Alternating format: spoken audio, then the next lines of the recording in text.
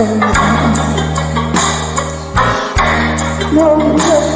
people in our life in our hand.